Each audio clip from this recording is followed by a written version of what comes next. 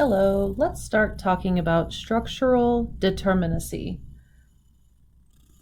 Structural determinacy is whether or not we can solve a problem based on just equilibrium problems or if we need to do extra work. We can determine determinacy with a relationship of numbers and reactions. So if we have reactions that equal to 3 times the number of members, then this is determinate.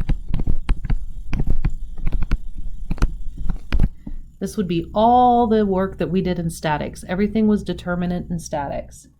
If we have more reactions than we do 3 times the number of members, then this is indeterminate. We started indeterminate systems in solids, and we were generally doing indeterminacy to the first degree. How do we know the degrees of indeterminacy? R minus 3n is equal to the degrees of indeterminacy.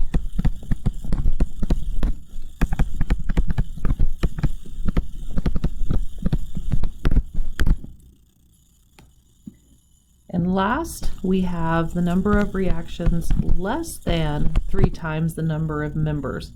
Now this is determinate. We can solve for it, but we are unstable. So it'll generally fall over or slide off if we do not have enough reactions to hold everything into place. So what if I start here with my simply supported beam? We know this is determinate because we've seen it over and over again in statics and solids, but let's prove it. So at a pen, I'm going to have 2 reactions preventing all translation, and then at the roller, I'm going to have 1 reaction preventing translation in the direction that is perpendicular to the surface the reaction is acting on. So I have 3 reactions here externally. The next thing I need is the number of members. I have 1 continuous beam here, so n is equal to 1. Our solution then is 3, and then 3 times 1. 3 is equal to 3 times 1. This is determinate. Let's say we're given this frame system where we've got a pen here connecting these components. Again, find the determinacy. So we have a pen at the far left here with 2 reactions. We have a fixed end that is going to prevent all translation and rotation. We also have an internal pen. So our internal pen is going to have 2 reactions as well.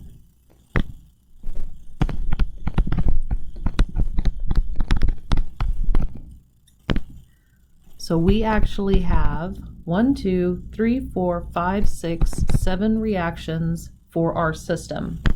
A number of members. I've got this sloped member right here and this bent member right here. So my number of members is equal to 2. So our equation 7 and 3 times the number of members 2. Okay, this is going to be 6. 7 is greater than 6. So this makes this indeterminate.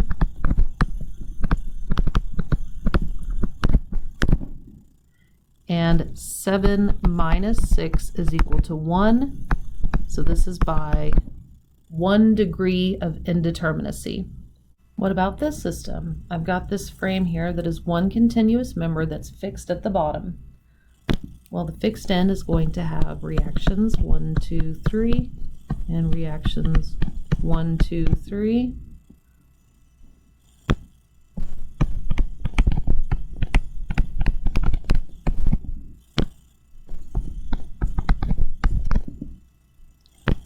And then we have this frame that's all one system, right? So 1 member. N is equal to 1, so we'll have 6, and this ends up being greater than 3 times 1. So we are indeterminate by 1 degree, or 3 degrees.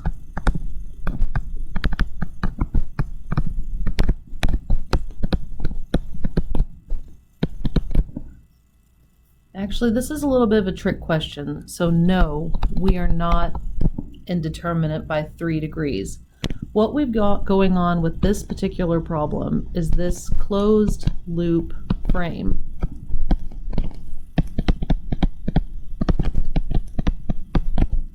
Okay, this does not count as a closed loop because it's not all structural members. That is support and structural members. So only within the structural members we've got this closed loop, which means that we can separate the system into 2 halves. So now we've got 2 members here.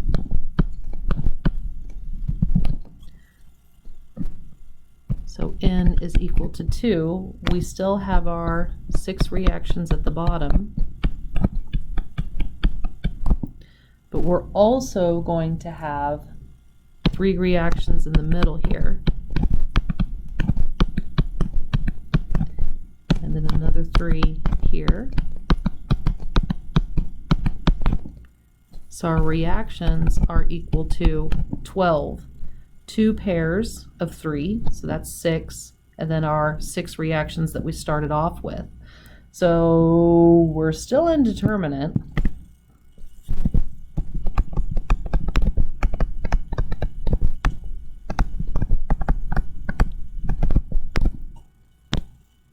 Because 12 is greater than 3 times 2.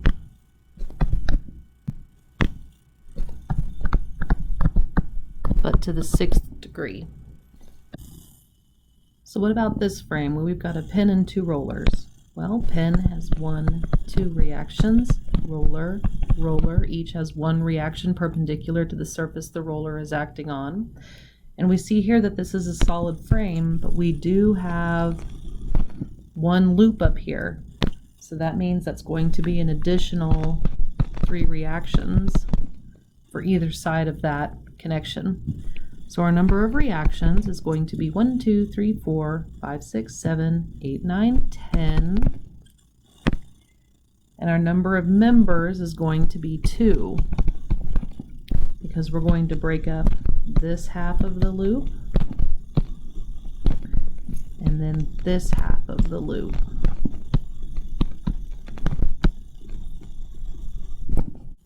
So this system ends up being indeterminate by 4 degrees. Stability. We've already brought up that a system is unstable if the number of reactions is less than 3 times the number of members. But a system will also be unstable if the reactions are concurrent or parallel. So let's take, for example, this beam supported by 3 rollers. I'm going to have 1, 2, 3 reactions.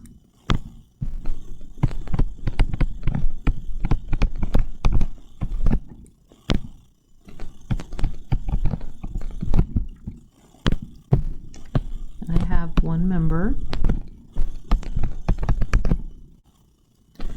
So this is determinate according to our equation, but if I extend the lines of action of my reactions here, they are parallel. So this is unstable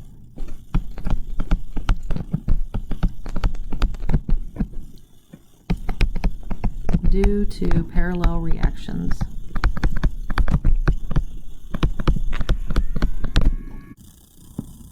So what about this system? We've got a pin with 2 reactions, and we have a roller with 1 reaction that is perpendicular to the surface the roller is acting on. Okay, remember the pin is connecting right here. So this is concurrent and unstable.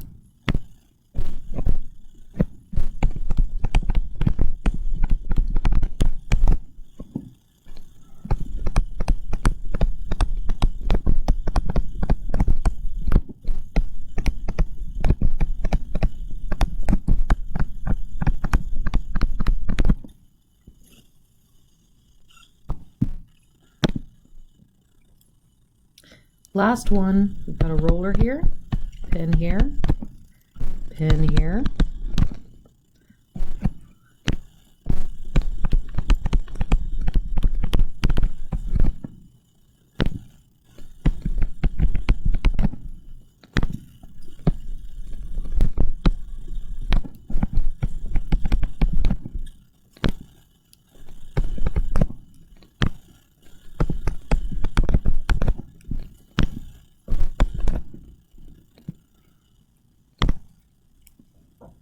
We have 5 reactions, 2 members, 5 is less than 6. This is unstable.